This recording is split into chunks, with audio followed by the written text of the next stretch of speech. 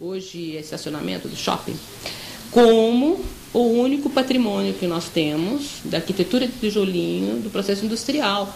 Né? Foi a tese dele de arquitetura e depois está do contexto desse livro. Ele veio a conversar e dar uma conferência, inclusive ele teve na Santa Helena, discutiu-se como que seria esse tombamento, possivelmente depois foi tombado, aquela coisa toda. Então foi um trabalho que serviu como pontos para os profissionais, porque você também não consegue tirar ninguém do seu trabalho se você não der alguma coisa em troca.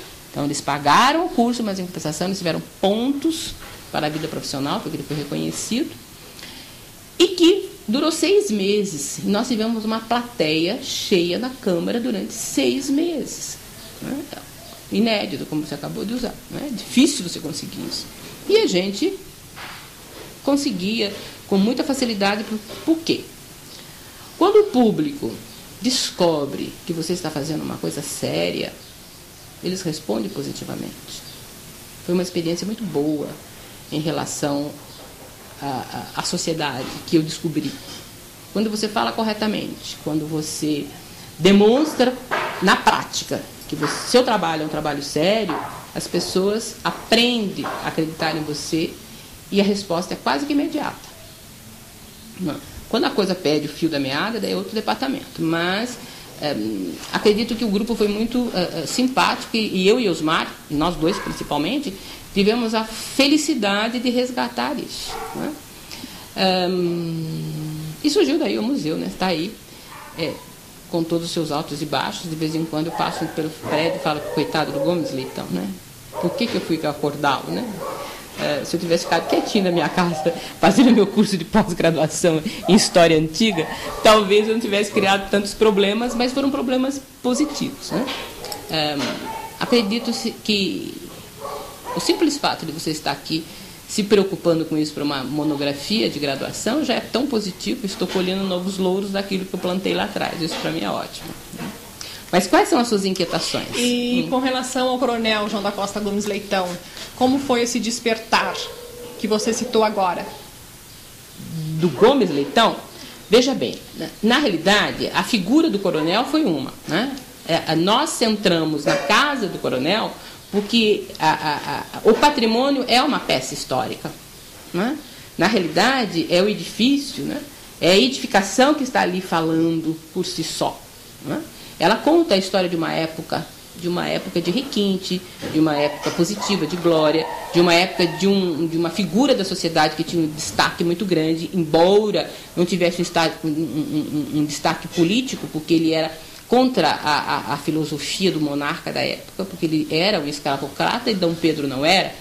Haja visto que o coronel nunca consegue cargos públicos dentro da monarquia em virtude dessa posição de tráfico de escravo. Mas ele era uma figura marcante, né? Ele tinha todo um acesso à autoridade da região, inclusive os filhos que eram casados com os fundadores de São Sebastião, de Paraibuna, Ilhabela e assim por diante. Nossas famílias, elas cruzavam entre si exatamente para não perder esse poder. Né? E Gomes Leitão estava dentro desse contexto, a casa dele era belíssima. Né? Haja visto que vocês devem ter já filmado o prédio. E em cima, né, desse espaço físico, né, ele foi escolhido por isso. Né? Agora, o Gomes Leitão, a história dele não está dentro do contexto do museu. Né? Paralelo a isso, algumas pessoas passaram a se preocupar com a história do coronel. Eu brinco que eu deveria deixá-lo dormir, porque a casa é dele e vai ser dele para o resto da vida, na minha cabeça, pelo menos. Né?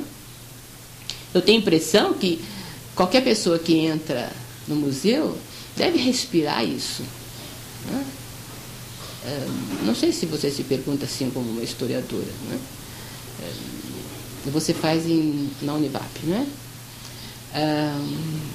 Mas se você entrar, por exemplo, na matriz de São José, ela te conta uma história totalmente diferente se você entrar na igreja da Santíssima Trindade, né? Porque cada tijolo conta a sua verdadeira época, o que ela viu, o que ela presenciou, por que ela foi construída. A peça fala por si só, e é o que fazia o prédio. Então era isso que nós não queríamos que fosse para o chão na época, porque nós ficamos sensibilizados do outro prédio ter sido derrubado, literalmente, né? E hoje, quando eu passo e vejo que inclusive ele corre riscos, para mim é profundamente traumatizante, né? E eu sei que ele corre. O trânsito, por exemplo, de peso na frente, as mudanças que ocorrem a nível de eletricidade, etc., naquela região, a falta de preocupação em preservar o patrimônio histórico da cidade, já que nós estamos falando em patrimônio histórico. Por exemplo, o que restou da Santa Helena? Não é? E ele não tombou agora, ele tombou muito lá atrás, né? Por uma série de outros fatores de preocupação com esse patrimônio em si. Não é o fato dele ser antigo que ele não tem que ser preservado, né? Senão ele não consegue resistir mesmo. Mas tem todo um processo de goteira, de parte elétrica, de infraestrutura. O que mais que nós podemos fazer? Da toda a inspecção de pintura, de material de construção, né? Eu acredito que seu sobrenome é? Papera. Papera. Você é parente do Ivo? Eu tive um filho do Ivo. Não, ele é pai do meu filho. Porque ele é arquiteto, não é? É. Então, ele pode dar todas essas informações dentro da arquitetura, que para mim não é a minha área, né? Mas que essa arquitetura deveria ser preservada a nível, primeiro, de base e segundo, de teto, porque se mina que o negócio derruba. Então nós tivemos uma época onde nós fazíamos festas de formatura, bailes, noite chinesa, japonesa e sei lá o que tanto, naquele espaço da Bendito de Santa Helena, que o coitadinho não tinha condições de segurar um tear que estava lá, né? E lindo, maravilhoso, todo mundo gostou muito, nós tivemos carnaval, nós tivemos uma série de coisas. Não estou contra os movimentos que foram desenvolvidos dentro daquele espaço, muito pelo contrário, a cidade precisa disso. Eu estou contra e era contra a não adequação do ambiente físico para que se fosse desenvolvida essas atividades dentro do prédio, né? Porque ele não conseguiu mesmo, ele roeu. Então a gente volta ao caso do Antônio Afonso. O Antônio Afonso não foi derrubado. Olha, eu não gosto mais do prédio, estou derrubando. Não foi isso. Mas se desretelhou, não se cuidou, o tempo veio, a chuva, o sol caiu. Quem que derrubou? O tempo. Mas não, foi a despreocupação ou a falta de informação das pessoas que estavam cuidando. Ou inocência, ou pré-requisito para que caísse mesmo, né? A gente não sabe, porque esse aqui também eu não posso falar porque eu estou condenando, mas eu estou vendo os dois lados da questão, né? Então, o Gomes Leitão em si é uma figura muito importante, não só na sociedade jacariense, como na sociedade do Vale do Paraíba, como na sociedade de Brasil. Haja visto que ele contribuiu até para a bitola larga, né, da estrada de ferro. A monarquia não tinha dinheiro, ele entrou, ele bancou, quer dizer, então ele tinha um poder de decisão na vida econômica e política do país, de uma forma geral. Mas, para mim, e para a turma da época, para esse grupo que fundou o museu, o que importou foi a casa dele, né? E o requinte que ela tinha, né?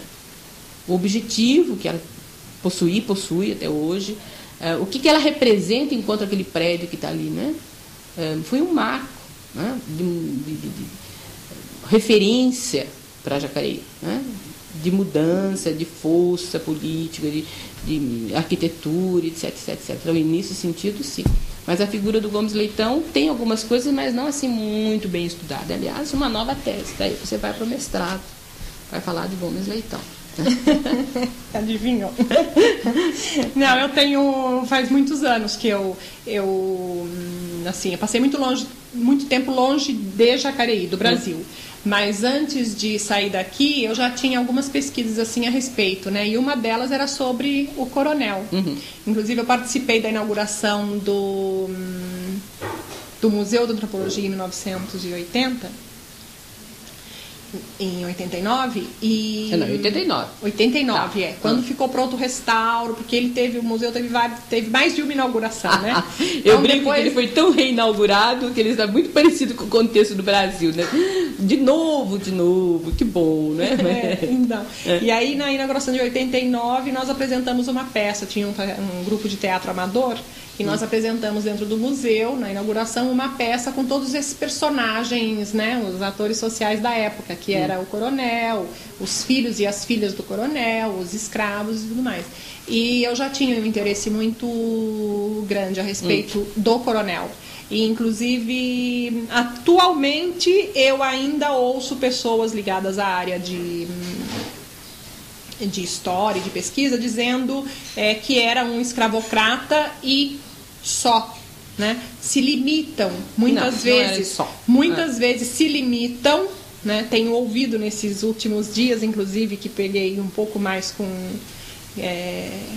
mais afim com a pesquisa, as pessoas descrevendo o coronel como o escravocrata, e que por isso me veio sempre a sensação de que ele tinha que ser banido da história, no sentido de que ele é um pouco proibido. Ele era um escravocrata, então era um homem ruim, cruel e malvado. É isso que algumas lendas deixaram a respeito dele, e que, portanto, ele não deve ser mencionado.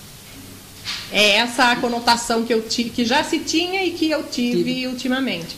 Tanto que eu estou ouvindo você falar a respeito dele com muita admiração, porque é a pessoa que se abre de modo muito analítico, né? Avaliando realmente a posição desse homem na economia, na política, tanto em Jacareí quanto no Vale do Paraíba e no Brasil. Por isso que eu te perguntei, inclusive. Você sabe que ao longo da minha vida como pesquisadora dentro da área de história, eu descobri que tem sempre os dois lados da moeda. Você não pode, por exemplo, avaliar sempre a figura do patrão e do empregado. Ambos têm as suas razões óbvias, né? O empregado acha que o patrão sempre tem o dinheiro, então ele pode fazer greve, ele pode exigir aumento, ele pode fazer acontecer. Só que ele se esquece que esse patrão tem que produzir para que ele receba isso. E vice-versa. O patrão também olha para o seu empregado e acredita que ele é simplesmente mais um, e não é. Ele é um eixo no esquema para que esse dinheiro dele produza e produza bem. Então, eu acho que tem que ter um consenso. Então, Gomes Leitão tem esses dois lados. Tem o lado de ame-o e o lado de odeio, dentro da sua ótica, da sua leitura. Eu vejo Gomes Leitão, assim, lógico, como escravocrata, sem dúvida. Aliás, ele ficou rico nisso. A ideia do furado, por exemplo, né, que se fala, dentro da minha avaliação enquanto pesquisadora, é para mostrar a força econômica dele. Ele tinha tanto escravo que ele conseguiu mudar o leito do rio. Né? É uma forma de você ter a leitura, né? Inclusive de poder. Ele tinha tanto poder financeiro que ele conseguia mudar até a natureza, que não é verdade. Na realidade, o rio estava mudando por si só. Né? Uma forma, eram meandros, e ele estava cavando o seu leito natural. Por isso que se desbarrancava a beira as margens do Rio Paraíba, e Gomes Leitão, por sua vez, estava muito próximo. Veja bem, era muito mais adiantado um dos braços do rio do que hoje, onde corre o Rio Paraíba. Então era muito comum essa praça. Se você morou aqui antes, depois que se ausentou, você deve lembrar que essa região que é o Paço Municipal era chamado Esmaga-Sapo, né? Porque tinha uma quantidade de anfíbios, era alagada. Aqui onde eu moro hoje, se você perfurar muito, você chega à areia, porque é fundo de Rio Paraíba e assim por diante, né? Então tem uma série de fatores que passa a ser realmente ilusório, e, aliás, o brasileiro adora o imaginário, né? E que, na minha opinião, são duas coisas horrorosas, né? O imaginário e a impotência são duas coisas que eu odeio, não é? A impotência é porque eu não consigo ficar paralisado, e o imaginário porque eu sofro por antecedência, né? Que é o ilusório. Então, por isso que, apesar de ser da área de humanas, eu gosto muito de trabalhar com o concreto. Talvez por isso que eu tenha me apaixonado por museologia, que me dá essa facilidade, né? Eu estou com o objeto na mão, então o que nós vamos fazer? Vamos colocar aqui. Eu não posso botar uma bailarina em cima de um fogão, porque não tem nada que ver, né? Eu tenho que colocar a bailarina no picadeiro, ou na rua, ou em um espaço em que ela tenha contexto para dançar, para apresentar o seu trabalho. No fogão eu vou colocar outros tipos de peças que está adequada à sua realidade de fogão. Né? Então a museologia não tem como escapar, ou você faz o correto ou você torna-se ridícula. Né? E não tem jeito de falar, não quis fazer isso, mas está ali, minha filha, você botou uma bailarina em cima do fogão e daí? Como é que faz? Né? Então a prática dessa área é fascinante. E o prédio, os prédios em si, é uma forma de você preservar a história maravilhosa. Você não precisa de muito, né? Você não precisa de muito. Você precisa apenas ser observador. O Gomes Leitão, né? E eu puxei porque me interessa particularmente. Ele tem. Você vai encontrar muitas facetas. Um Gomes Leitão positivo. Poderia nem interessar em um trabalho unilateral sobre o museu, mas para mim interessa porque tem a questão das relações antropológicas e tudo mais. Eu acho que, né, é tudo um laboratório aquilo ali, né, de todas as relações. Sem dúvida, né? sem dúvida. Mas eu preciso que você, agora eu vou te perguntar sobre a sua atuação na fundação, na elaboração dessa ideia de como seria o museu. Porque existe uma fundação, foi inaugurado o museu, o prédio, começou só inaugurado, né? Começou o restauro, a imprensa divulgou sempre o Museu de Antropologia do Vale do Paraíba, no solar Gomes Leitão. O prefeito BSL, em um certo momento, mesmo através da entrevista dele, ele relatou que ele se preocupou em criar um modo, ele pensou muito, ele é advogado também, ele disse que ele pensou muito em criar um sistema que não deixasse o museu frágil, que as pessoas, que outras administrações, outras pessoas, outras instituições chegassem e fizessem do museu o que bem entendessem. Que então ele tinha essa preocupação do museu ter uma autonomia, que via de encontro com a intenção desse grupo inicial, que era desse museu ser ativo, ser científico, inclusive na elaboração de pesquisas, de estudos, né? Então o BSL, o prefeito diz que, o professor diz que fez uma fundação cultural para gerir este museu.